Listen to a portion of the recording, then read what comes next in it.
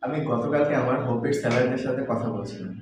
তখন আমি তাদেরকে জিজ্ঞেস করি, "ভাইয়া আপনারা হোপের সাথে কানেক্টেড হওয়ার কারণটা কি?"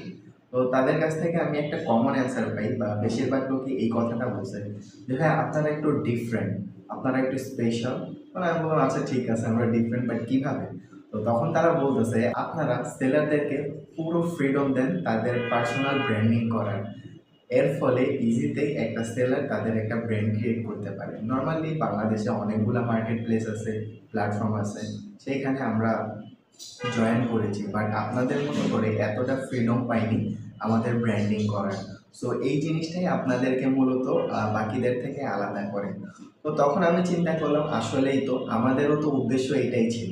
কারণ আমরা তো ব্র্যান্ড ক্রিয়েটর। আমরা ব্র্যান্ড তৈরি করি। সো আমরা তাদেরকে পুরো স্বাধীনতা দিচ্ছি এটা আমাদের আগে থেকেই প্ল্যান ছিল। সো তারা এই জিনিসটা রিয়েলাইজ করছে, এই জন্যই মূলত আপনাদের সাথে শেয়ার করা।